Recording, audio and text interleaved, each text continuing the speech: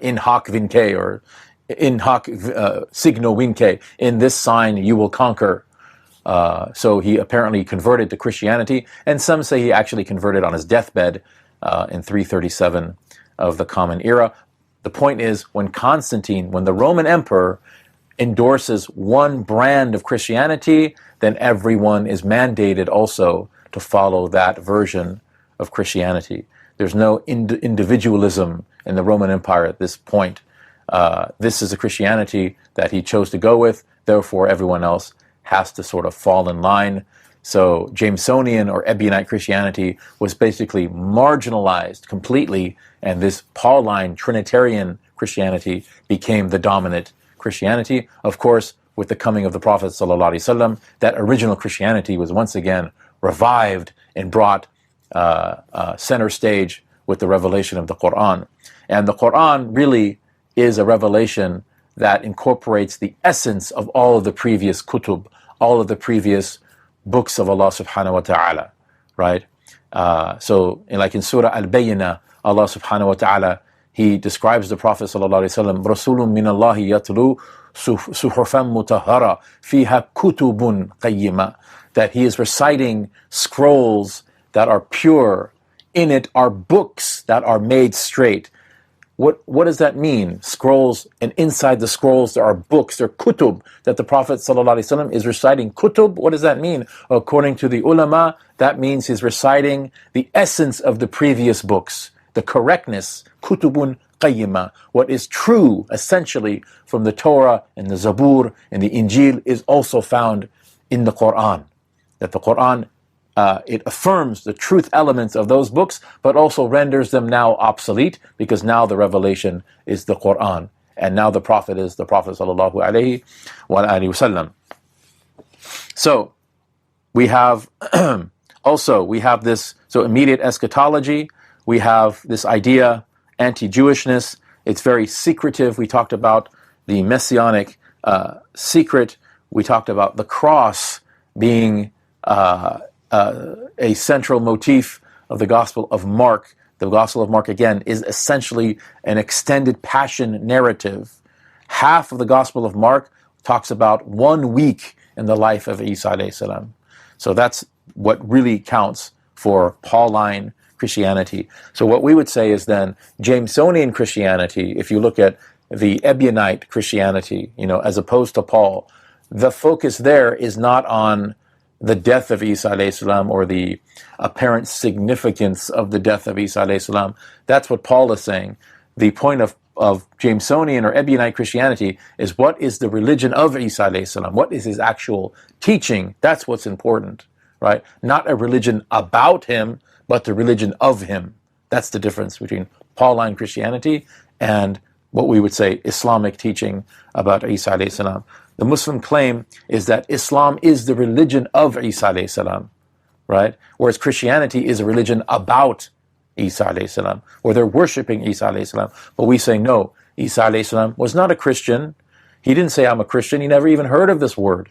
He was a Muslim in the sense that he's actively creating peace in the world. This is what the word Muslim means, right? So the Muslims before the Prophet ﷺ were those who believed in the Prophet of their time, and that was Isa alayhi salam. So the word Muslim by itself does not technically mean a follower of the Prophet Muhammad ﷺ. That's not what it technically means. Nowadays, that's what it means, right? Because now we are in the time of the Prophet ﷺ. The Quran has been revealed. He was sent as a messenger. But before the Prophet was sent, who are the Muslims? Bani Israel, right? But when they rejected the Prophet ﷺ, they are no longer in a state of al-Islam. They're no longer in a state of submission, because some people who are perennialists, and this is people who actually masquerade as Muslims, they say things like Jews and Christians and Buddhists and everyone, all of these people are Muslims with a capital M. We would say no, they're Muslims in the sense that they submit, and they must submit to Allah subhanahu wa ta'ala. Everything is in submission to Allah subhanahu wa ta'ala. This is Islam with a lowercase I, or Islamun with a tanween, indefinite article. Everything is in submission to Allah subhanahu wa ta'ala. Whether they're Muslim or Kafir, whether they like it or not, whether they know it or not. Everything is in submission, right? Everything. So Allah subhanahu wa ta'ala wills everything, and He can will evil. He can will evil, but He doesn't call towards evil, nor is He pleased with evil. So this is very important distinction. Allah subhanahu wa ta'ala, it's part of His irada, His will, to will shar, evil. But He doesn't call people to do that, nor is He pleased with it. But al-Islam, alif lam, right? Islam with a big I, these are people who are following the guidance of the Prophet Muhammad sallallahu alaihi wasallam. These are people who simply want to please Allah subhanahu wa ta'ala. They want to actively please Him, right? They don't want to do evil. They don't want to disobey Allah. They want to please Allah subhanahu wa ta'ala by following the guidance which was brought by the Prophet sallallahu alaihi wasallam. So this is the difference here. So this perennialist philosophy that is so prevalent in Western academy, that all religions are basically the same, and it doesn't matter which religion you follow. It doesn't matter if you believe in the Prophet ﷺ. It doesn't matter. Nothing matters. They're all the same. This is just patently false. And the reason why it's false is because of a logical fallacy, right? How can Christianity and Islam be both correct at the same time? How can they both be true? Either Isa alayhi salam is God or He's not. He can't be both, right?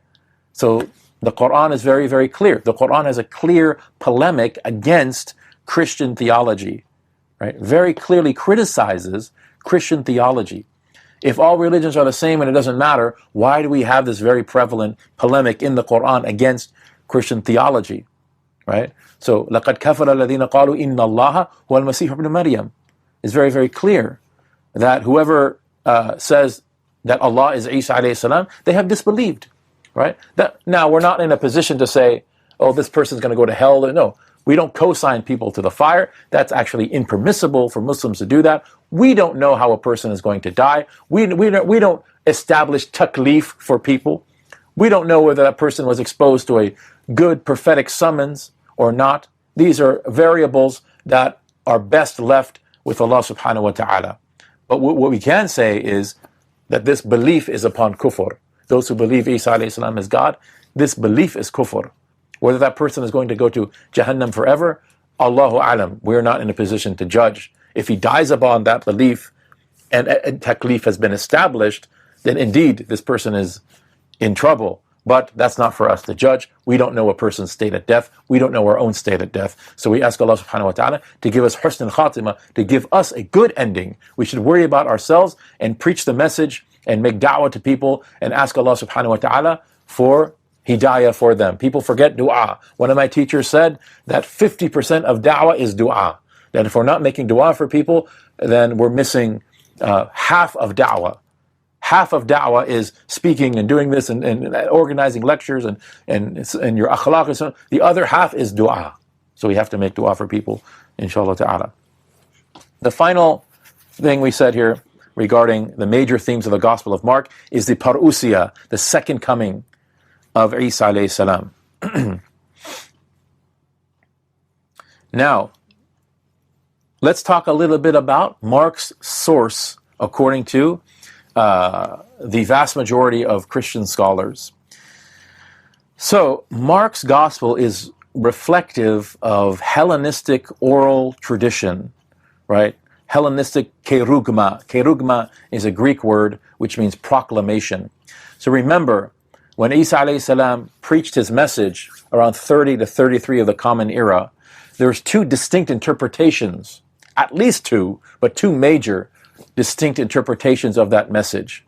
There's sort of a Hellenistic understanding that Paul is bringing, which we would say is incorrect. And then there's a sort of Semitic or Jewish monotheistic way of interpreting the message that is exemplified by James and the other disciples. We would say that's correct. What Mark represents now is the oral traditions of Hellenistic Christianity, right? Of Pauline Christianity, the Pauline proclamation, the Pauline kerugma that is floating out there amongst these Pauline churches around the Mediterranean. And the reason why these things weren't written, it's probably oral tradition, is because the vast, vast majority of people at that time were illiterate and they simply can't read or write. So oral tradition was very, very strong. In fact, according to Bart Ehrman, at the height of Athens civilization in ancient Greece, the time of Plato and Socrates, 90% of the general populace did not know how to read and write. Right? This was something that only a few people knew how to do. Also, according to Ehrman and the majority of scholars, probably all of the disciples of Isa alayhi salam were unlettered people, unlettered men. They had simple craft. They were carpenters, they were fishermen, they were this and that. They didn't know letters. So everything is by oral transmission. But when you have things by oral transmission, of course, it develops the memory. So like the Arabs at the time of the Prophet ﷺ, also, many of them were unlettered, but the concept of sanad was so strong for the Arabs before Islam that they would not only memorize their own lineages back several generations, but they would also memorize the lineage of their horses all the way back several generations. And also poetry. They were masters of poetry in the Arabic language. And these two things, knowledge of sanad, knowledge of poetry, helped them recognize that this revelation is in fact from Allah subhanahu wa ta'ala. And also in the promulgation of the hadith literature. When you're masters of sanad, then you already have that as part of your culture, as part of your expertise. It makes compiling the sunnah that much easier for that generation. So these are things that were done out of tawfiq from Allah subhanahu wa ta'ala. But here in the Gospel of Mark is reflective of that Hellenistic kerugma. And there's truth in there and there's falsehood in there. Because this is indicative of what Paul is teaching his churches, not what the Ebionites, the Semitic Christians are teaching, right? So basically, what Mark had then is a bunch of pericopes. Pericope is a Greek word which means literary units. He had these stories of Isa alayhi salam. These sayings, these aphorisms, the hikam literature, for example, parables, brief narrations that people were saying about Isa alayhi salam. So Mark has these things, he has these oral traditions, but now Mark is able to write them down, whoever Mark is. We're conveniently calling him Mark, but we don't know the actual, again, these books are anonymous. The Gospel of Mark, we don't know who wrote it. But some educated Gentile Christian in Rome has all of these oral traditions. Now he's going to write them down. And instead of writing them down like Jesus said, like hadith, for example, or like the Gospel of Thomas, that's how the Gospel of Thomas is, Jesus said. Mark knows, because he's smart, that that's not going to fly with a Greco-Roman audience. That might fly, that might work with a Jewish audience, but the Greco-Romans are used to reading the Iliad and Odyssey of Homer. They want a narrative. They don't want just a bunch of statements. So what Mark has to do now is take these pericopes, these literary units, right? These aphorisms, these sayings, these parables. He has to make it into a narrative, a chronological narrative. So he has to put these pericopes into context. So the vast majority of scholars say Mark puts these pericopes in context that he simply invents. They're subjective and they're contrived contexts, you see, because Mark doesn't know the context of these pericopes. But in order to placate his audience, which is a Greco-Roman audience, he has to have it into a narrative. For example, we read the seerah of the Prophet ﷺ. We know that there was the Prophet ﷺ, he was taken to Jerusalem, Laylatul Isra wal Mi'raj. We know that he went to Ta'if for da'wah. We know that the Quraysh put a muqata'a, they put a boycott on the Bani Hashim. We know these stories, we know these pericopes of the Prophet ﷺ. But what is the chronological order of these, right? Somebody might say, who doesn't know the chronological order, perhaps the Isra was first. Perhaps the Isra was first, and then when he came back, the Prophet ﷺ, he said, okay, now I'll go to the Bani Thaqif. He went there, he was rejected. When he came back to Mecca, and then the Quraysh became angry because he went to the Bani Thaqif, and now they implemented the Muqata. And that makes sense, but that's not the correct chronological order. So even if something makes sense logically, as far as your justification of that order of events or that sequence, it doesn't mean that it's true. And this is the problem that Mark had. Mark has all of these stories of Isa alayhi salam, and he has to put them into a context in a narrative, right? So the narrative of Mark then is something that he invented. This is according to the vast majority of scholars of the New Testament. Okay? So, we have a principle in usul, and, the Hanafis have something a little bit different, but if you have, for example, two hadith that are saying two different things, right? They contradict each other. You have to try to make jam'ah, you have to harmonize them. Try to make them work. For example, it says, one hadith says the Prophet ﷺ, he had his chest split when he was a child. Another hadith says it happened on the night of the Isra. Which one is correct? The ulama say both of them are correct. It happened twice. This is called jam'ah. Or, if you can't make jam'ah, you have to make what's known as tarjih. You have to pick a tradition based on the preponderance of evidence. For example, if Sirah literature says that a man named Labid put a spell on the Prophet ﷺ and he started to forget things, that's what Sirah says. But the Quran says, Wallahu ya'asimuka minan nas, that Allah protects you from humanity, then Quran takes preponderance over Sirah, right? So you don't have to believe in that story from Sirah, because the Quran says very clearly, we protect you from these things that people are doing to you, right? So can this be done with the New Testament? This was actually attempted to be done by a Christian scholar named Tatian. Tatian lived in the 2nd century. He was a student of Justin Martyr, who's one of the chief architects of the Logos Trinitarian theology. Tatian, he took all 4 Gospels, because there's a lot of contradictions in the Gospels. And when we actually get to the Gospel of John, after we study Mark and Matthew and Luke, you'll see that there's so many discrepancies in these 4 books that it's virtually impossible to reconcile, because you can't have, for example, something happen and not happen at the same time, right? So either Isa alayhi salam, he was either crucified on the eve of Passover or the night before Passover. It can't be either one. Right? Matthew, Mark, and Luke says he was crucified on the eve of Passover. John says it was the night before the eve of Passover. Both cannot be correct. Somebody is wrong. There is no way to make jam'ah of this. Somebody has to be wrong, unless Christians believe that he was crucified twice, which of course is ridiculous, right? In fact, he wasn't crucified at all, according to the Islamic Orthodox position. وَمَا قَتَلُوا وَمَا صَلَبُوا. We'll talk more about that, inshallah, when we get to the Passion narrative. But Tatian, what he tried to do is he took Matthew, Mark, Luke, and John, and he tried to harmonize them.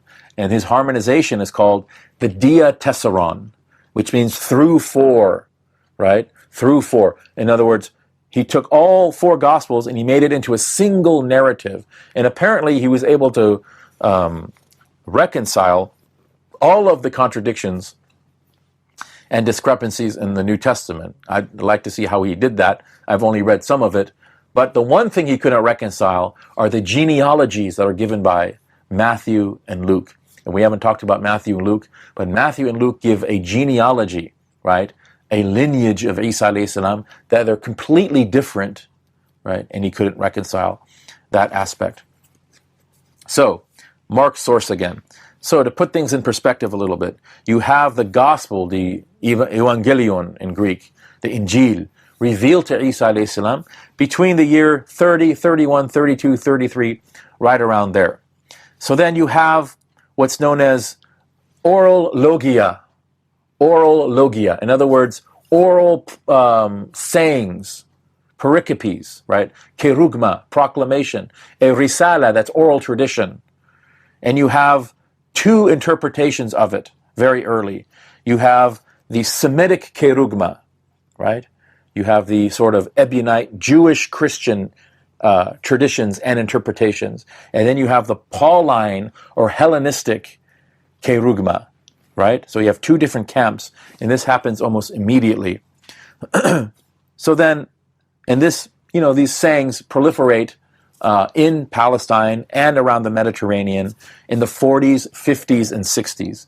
And of course, Paul is now writing in the 50s, right? So when Paul is starting these congregations and making converts to his sort of school of thought, right? So that school begins to really grow and make a lot of converts. Now, in 70 or so of the Common Era, a person decides to write down these oral traditions of Jesus in line with Pauline dogmatism.